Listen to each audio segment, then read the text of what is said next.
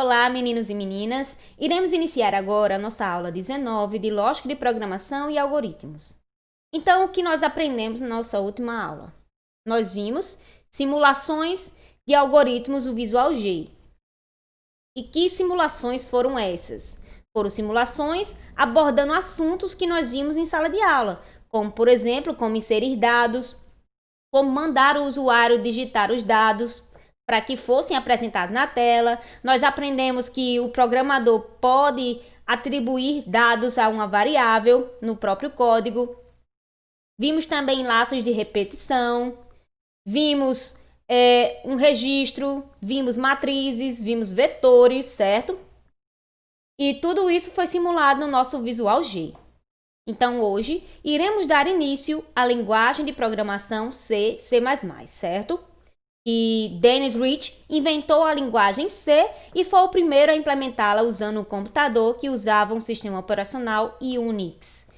E C é resultante de um processo evolutivo de linguagens, porque durante anos o padrão da linguagem C foi fornecido pela versão 5 do sistema operacional Unix. E com a popularização dos microcomputadores, várias implementações de C foram criadas.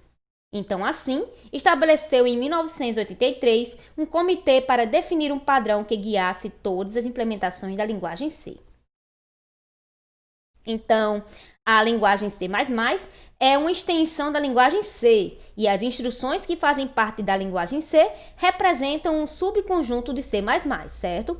E os incrementos encontrados na linguagem C++ foram feitos para dar suporte à programação orientada a objetos, que é um assunto que iremos estudar posteriormente, certo? A sintaxe da linguagem C++ é basicamente a mesma da linguagem C. Então, aqui nós temos a estrutura sequencial. É um assunto que nós já vimos em aulas anteriores, mas nós vimos como é que fazemos em algoritmos. Agora, vamos dar início ao que deve ser feito na linguagem C e C++, certo? Então, como é que a gente fazia em algoritmos? A gente fazia algoritmo, declare, tinha um bloco de comandos e o fim do algoritmo para simbolizar que ele terminou. Então, como é feito em C e em C++? Nós temos o uso de bibliotecas, certo? Tem essa estrutura aqui. E o que seria uma biblioteca? São arquivos contendo várias funções que podem ser incorporadas nos programas escritos em C e C++. E essa diretiva include aqui, faz com que o texto contido dentro da biblioteca especificada seja inserido no programa. E as bibliotecas iostream.h e conio.h permitem a utilização de comandos de entrada e saída. Então, é importante salientar que a linguagem C e C++ é case sensitive. Isso é o quê? Ela é sensível a letras maiúsculas e minúsculas. Então, a letra A minúscula é diferente de letra A maiúscula, certo? Então, assim, todos os comandos devem ser obrigatoriamente escritos com letras minúsculas. E nós temos a declaração de variáveis, porque as variáveis são declaradas após a especificação do seu tipo, certo? Aqui na linguagem C e C++. Então, os tipos de dados mais utilizados são int, float e char. O int é para números inteiros, float, números reais e char para caracteres. Então, a linguagem C e C++ não possui um tipo de dados booleano, que pode assumir valores verdadeiros ou falsos, pois considera qualquer valor diferente de zero como sendo verdadeiro. E a linguagem C e C++ não possui um tipo especial para armazenar uma cadeia de caracteres, no caso as strings. Deve-se fazer, quando necessário, utilizar um vetor contendo vários elementos do tipo char. Então, nós também já vimos como é que fazemos uma declaração de variáveis, só que nós vimos como fazemos com algoritmos. E agora nós vamos ver como fazemos com a linguagem de programação C e C++, certo? E como é que fazia no algoritmo? Usava um comando declare, dava um nome para a variável, um tipo para ela, certo? No caso aqui do exemplo, o x é numérico, z e y é literal, e aqui tem um teste lógico. E como é que a gente poderia declarar variáveis na linguagem C e C++? Usando o float, y, z, que esse float aqui significa que vai armazenar duas variáveis do tipo real, certo? E aqui tem char nome 40. Isso significa o quê? Vai ser declarada uma variável chamada nome, onde possam ser armazenados 40 caracteres. Então, a linguagem C e C++ possui 5 tipos básicos que podem ser utilizados na declaração das variáveis, que são int, float, double, void e char. E a partir dos tipos básicos, podemos definir outros tipos, como aqui na imagem, certo?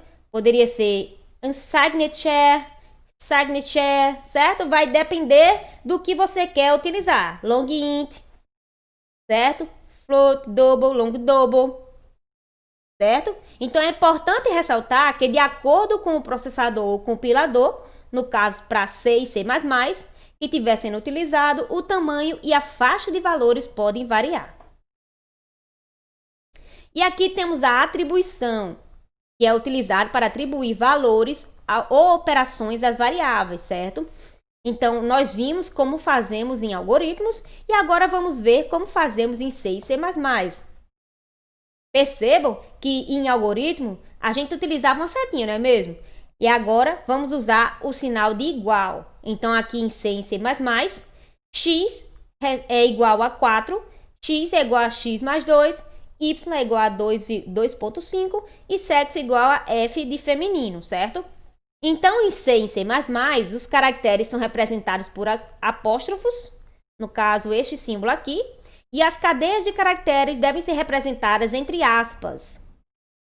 Então, caso seja necessário armazenar uma cadeia de caracteres dentro de uma variável, deve-se utilizar uma função para manipulação de caracteres, conforme vemos a seguir, certo? No caso aqui, o nome receberia João. João teria que ficar entre aspas, certo? Então, para que seja possível a utilização da função strcopy, deve-se inserir ao programa por meio da diretiva include a biblioteca string.h. E em C e C++, cada comando é finalizado com sinal de ponto e vírgula, certo?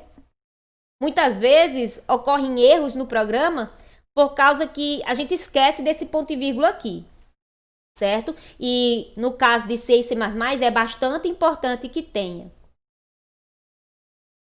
Então aqui eu tenho uma atividade para vocês e eu quero que vocês me digam quais são os tipos de dados mais utilizados em C e em C++.